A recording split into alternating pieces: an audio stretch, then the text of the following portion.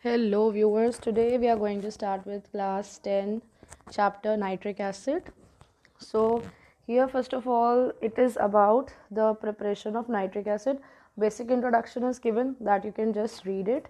So formula for nitric acid all of us know is HNO3 and molecular weight, although it is not going to come, just it is given in this Selena's book, so you can just go through this part.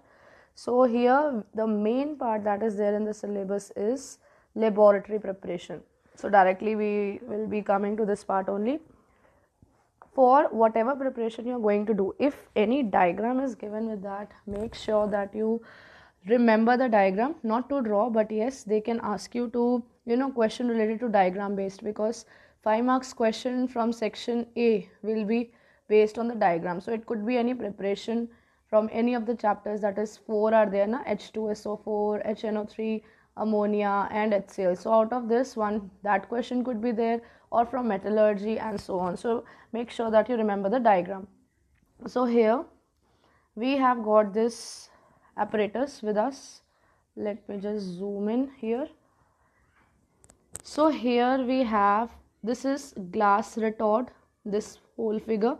You can see this is like a round bottom flask, but it has got a long neck here, and along with that here we have a round bottom flask. Water is there on the top and some mixture is taken here. So the reactants that are taken here is concentrated sulfuric acid, and it could be sodium or potassium nitrate. Out of these two, any could be taken along with that. So what we will observe, we will heat the mixture for about temperature less than 200, and then we will observe that the brown fumes, it will start rising and it will be coming here. And as soon as these vapors, because this round bottom flask is in direct contact with water, so the vapors will condense and they will form liquid. This liquid will be of nitric acid. Okay, so let us see the reaction, what is happening here. So they can ask you about the reaction, just they can ask you write the reaction for this particular preparation. So when you take sodium nitrate, it is sodium nitrate or it is also called child saltpeter. So remember to know the second name of the chemical. Along with sulfuric acid is taken as concentrated, temperature should be less than 200. You will get sodium bisulfate plus nitric acid vapors. So vapors, they will condense to give you nitric acid. Or you can take this one, KNO3 plus H2SO4 concentrated, same thing, just the salt would be different and the products are almost same. And yes, the other name for this is given as niter. This is niter. Okay, now few questions that could be asked is that why we have to maintain temperature less than 200. So first of all, if you increase the temperature, because the apparatus is made up of glass, it might break. Second, on heating more than 200, you're just wasting the fuel. And third, this actually is the reason that why do we maintain temperature less than 200. On increasing the temperature to be more than 200, we get this, instead of bisulfate, we get sulfate as a product, and it basically sticks to the bottom here.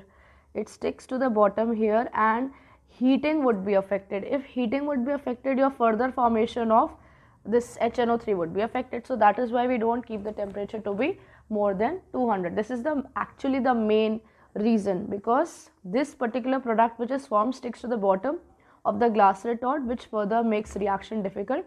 And yes, you have to remove it from time to time if you want the reaction to continue, otherwise the speed of the reaction will slow down. Okay, now the next question that comes here, that why do we use H2SO4 concentrated? We could have used HCl because that is also a strong acid, but we are using this only because again the reason is same, that so here it is because if you use concentrated HCl, it is a volatile acid. So what will happen, here the vapors of HNO3 will be traveling. So when you are going to give heat to say HCl also, so it will also be traveling with HNO3. So here you will not get only nitric acid, but you will get mixture of two acid. So again we have to separate them. So that is why we use H2SO4 concentrated, because it's a non-volatile acid. Very important question. Okay, the next part we come to is the manufacturing of nitric acid, which is called Oswald process. Very, very important again. This is called Oswald process. So the name could be asked. Diagram, of course, you don't have to do it because they have given in the syllabus that you have to remember the equation for this particular manufacturing. So we will do with that only. Okay. So now what is there in this? So first is the oxidation of ammonia. This particular reaction, catalytic oxidation of ammonia, you have done in chapter of ammonia when they had given us the chemical properties. Two properties. One is the simple oxidation of ammonia and second is catalytic oxidation. So this reaction is same as that, right? So this reaction is same. So HNO3 and oxygen in presence of the catalyst platinum, remember the name, at 800 degrees Celsius give you NO plus 6 water. And this is an exothermic reaction because heat is evolved. Similarly, whichever product is formed, that is NO, this would be further oxidized. And the same reaction is again there because NO get oxidized under catalytic oxidation and it gets converted into NO2. So this is reddish brown vapors. And the last part is that NO2 which is formed in the previous, it reacts with water and oxygen to form HNO3. If you see this reaction is just opposite to the reaction of decomposition of HNO3. I'll show you here. So when HNO3 decomposes, see,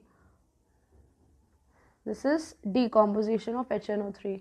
So when it decomposes, it forms this. So means whatever is the end product formed here, this will further in this we will add oxygen and water to give nitric acid.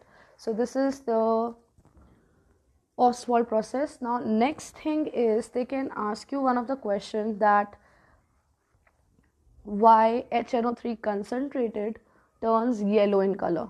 This is because when HNO3 is kept in laboratory, what happens? It decomposes to give NO2 and this NO2 dissolves in this HNO3 and it gives HNO3 a tinge of yellow color, right? So that is why this NO2, when it gets dissolved in this, it forms yellow colored HNO3.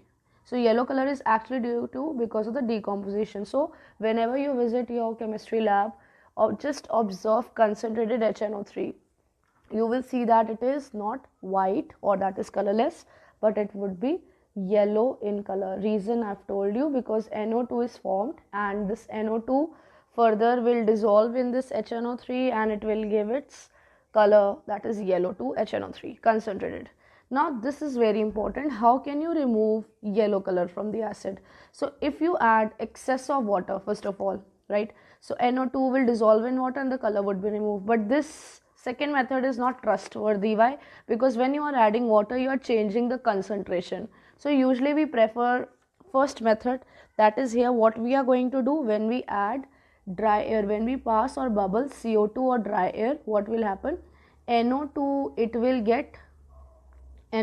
further will get oxidized to nitric acid, right?